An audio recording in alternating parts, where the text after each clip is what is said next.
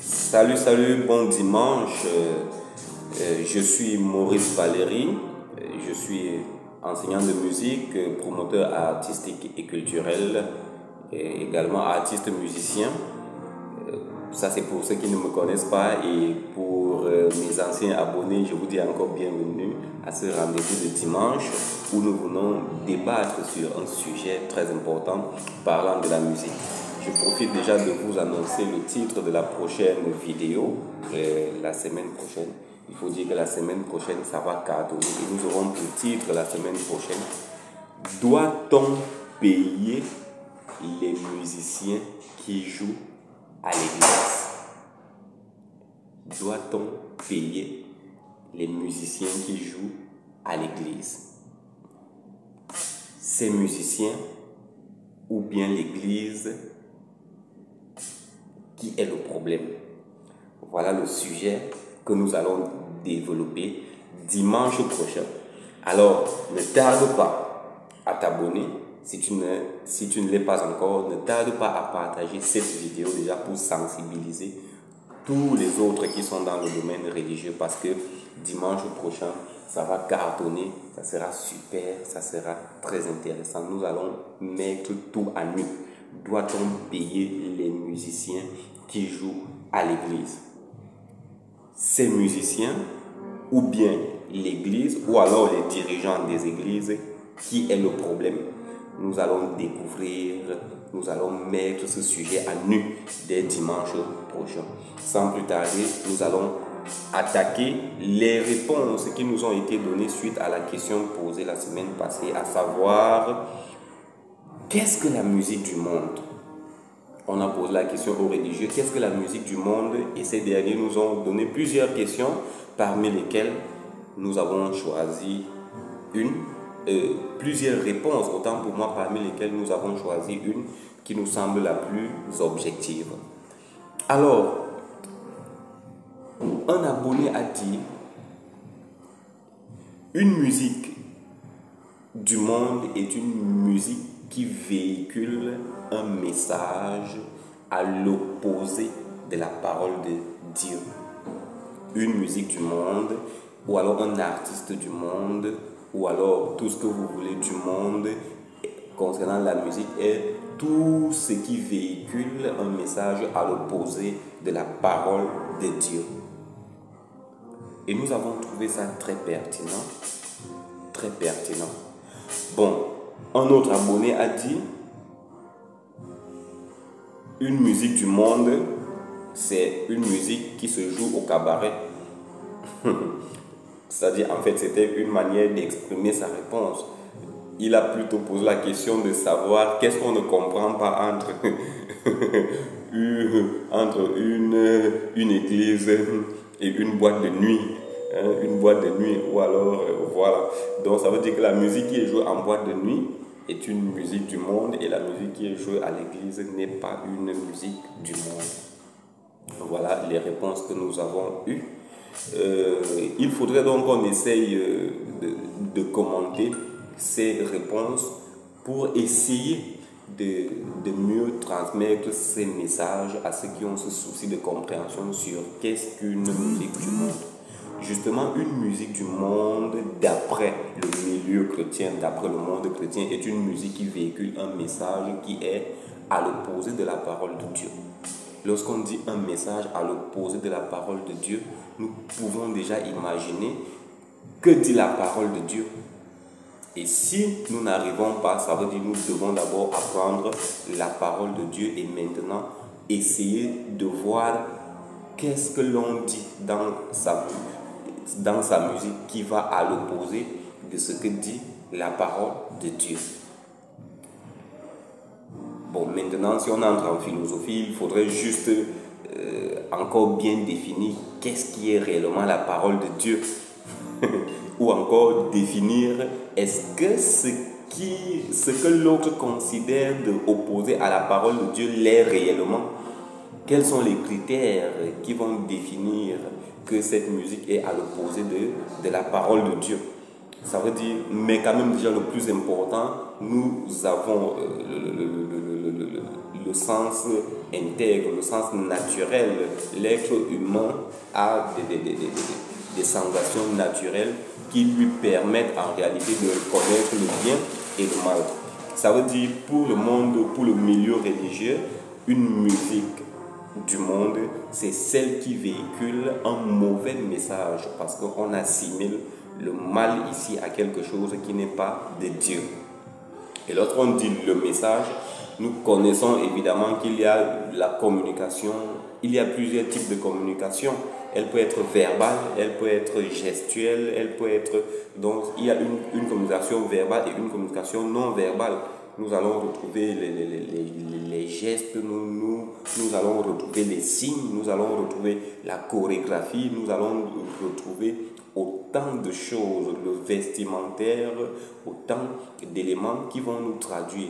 Ça veut dire lorsque dans une musique, on a par exemple un vestimentaire, une nudité qui est exposée, il y a des parties intimes qui sont exposées et même si le message pourrait être similaire à celui de Dieu, mais il serait peut-être contradictoire. Voilà ce que les religieux pensent de ce qu'on appelle la musique du monde. Une musique du monde, c'est-à-dire qui va se transmettre à travers de mauvais canaux. Lorsqu'on va prendre des signes, nous voyons des artistes qui font la promotion des signes ésotériques, la promotion des signes qui ont des messages, des mauvais messages cachés. Alors, pour le milieu religieux, on va dire ça, c'est de la musique du monde. C'est ça. Nous avons des signes. Nous avons parlé peut-être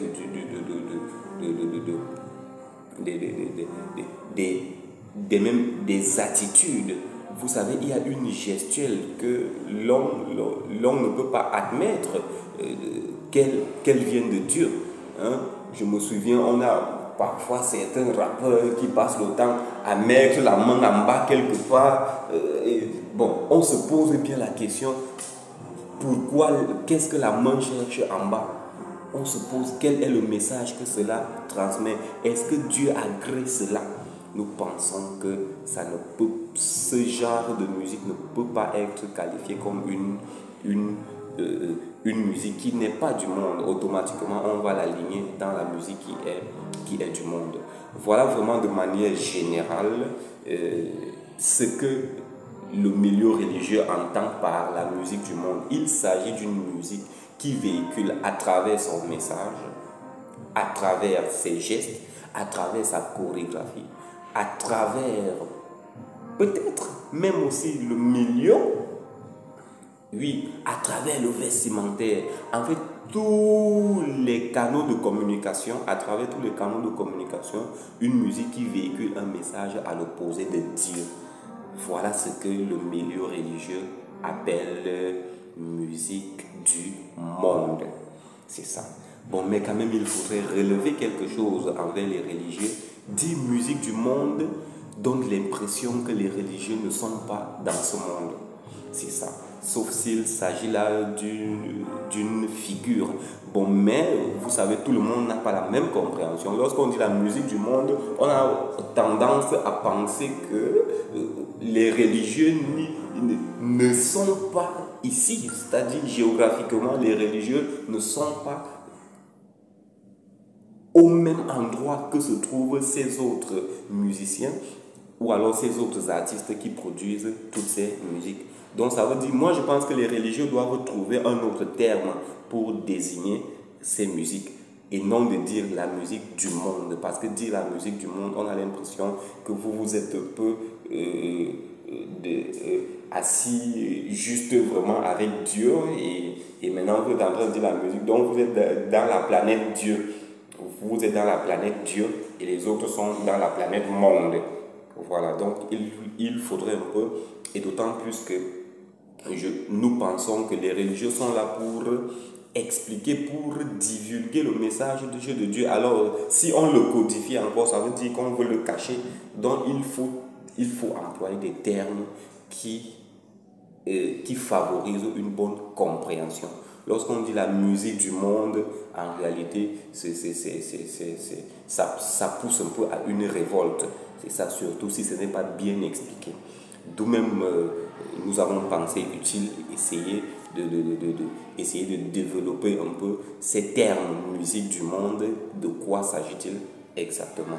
Pour ne pas être long, nous allons arrêter cette vidéo à ce niveau, espérant que nous avons compris quand même quelque chose, ou alors nous avons davantage renforcé la compréhension que nous avions